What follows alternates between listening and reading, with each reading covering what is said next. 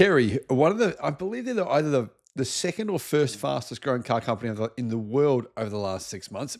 They have just revealed this new car. They say that they have global expansion plans for it. I mean, I don't know if that's going to be accurate, but hell, I love this thing. It looks amazing. Hello, my friends. Welcome to the channel. I'm Sam Evans. You're watching the Electric Viking. The Chery iCar starts at $15,000 US. The most expensive version is $20,000 US. I don't know how it can be this affordable considering the size of this car. Anyhow, it has, as you can see, a very boxy design. I love the design. It's really terrible for aerodynamics and for range, but it looks unreal. It does have hidden door handles and aluminium side steps, flared wheel arches. Honestly, whoever designed this car did a phenomenal job. Kudos to them. Give them a pay rise. I'm serious. 2 powertrain options in this car. The single motor version has a maximum power of 100 kilowatt and a lithium iron phosphate battery. Dual motor version has a 100 kilowatt motor in the rear and a 55 kilowatt motor in the front. So that's a total of 134 horsepower for the rear, 74 horsepower for the front. About 210 horsepower in total. And it has an NMC battery connected to it. So Chery introduced this new iCar V23 Retro Emotion package. And this optional kit includes a retro front grille, which looks fantastic, body anti-scratch strips, a matte green body wrap, 19-inch all-terrain tires, and hood spotlights. This would sell really well in Australia. And I think in the United States as well. Of course, unfortunately, the US has pretty much blocked Chinese cars. So this kit costs you $550 to $1,400. I'm not sure what the price difference is, but anyhow, retro kit includes a matte green wrap with frosted surface process with anti-glare treatment, reportedly meeting military vehicle optical concealment standards. So if you want to, I don't know, conceal yourself, maybe participate in a few clandestine robberies here and there. No, just kidding. Don't do that. Anyway, the hood spotlights are designed to improve penetration lighting in low visibility conditions and can be rotated. So pretty good for off-roading. Anti-fog and anti-glare covers for reliability in challenging environments. The retro grille looks awesome. And apparently it's easy to remove it if you decide you don't want it anymore. Chery are going to introduce the new iCar brand to the UK, Australia, Malaysia, and I believe Thailand as well.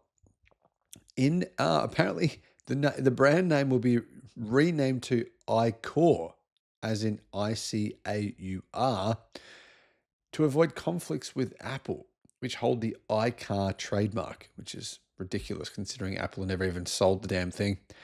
The CEO of the Chery iCar division, called Su Yun, stated that this year's Shanghai Auto Show, as part of Chery's global export strategy, that iCar plans to open 2,000 showrooms in 100 countries within 3 years. This is cool. I mean, I'm a fan of this vehicle. It's affordable. It's the kind of vehicle that a lot of buyers are after. It looks awesome. What's not to love? Guys, let me know what your thoughts are in the comments. Bye-bye.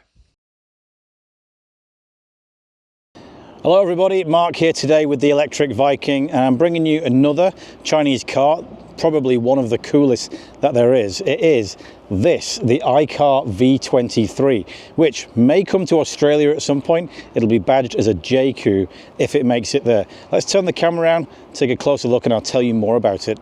So this is the iCar V23, the third model from the iCar brand. iCar is a product of Chery Group. Now, Chery, China's largest exporter of cars for the last 20 plus years. They've got a number of brands, including things like Exceed and Jetor, JQ, Omoda. They're kind of all over the place with their brands, a lot of different ones. If this car was to go abroad, it would probably be badged as a JQ, because iCar, which is only about 2 years old, has the 03 and the 03T. The 03 is available in international markets, badged as a JQ J6.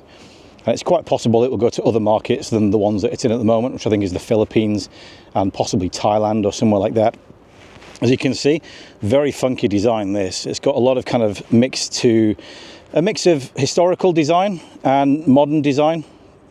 So the front face is really reminiscent of a famous Chinese off-roader called the BAW 212 with those narrow set headlamps and the dome bonnet, so kind of a retro look there at the front. Big wide wheel arches as well, really giving this kind of an off-road stance. If you come to the side, just look at the top glass house, that looks a lot like a G-Class.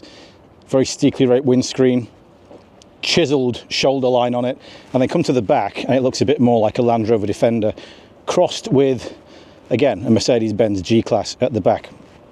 Now, one of the things that's really quite cool about this car is the overhangs. So you'll see the short overhang at the back there and an even shorter one at the front. They give this car actually reasonable off-road credentials. You've got a 43-degree approach angle, 41-degree departure angle, and 21-centimeter ground clearance underneath. So it can do real off-road stuff. It's not the most powerful car in the world, but it is fully electric. You can get a 100 kilowatt motor on the rear axle. If you get a dual motor version, you get a 51 kilowatt motor on the front axle. So not the most powerful, but it's quite a small car.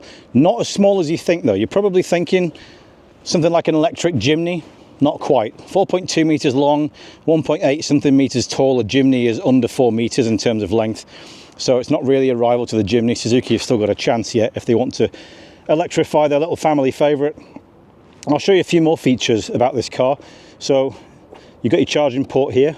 It comes in 3 different sizes of batteries.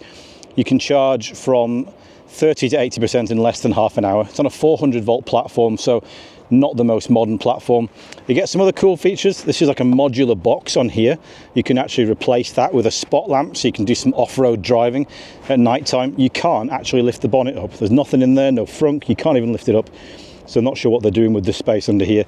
This one is access to your kind of windscreen washer fluid in there. A few little details as well. You get an iCar V23 on the glass there, not so easy to get that into focus.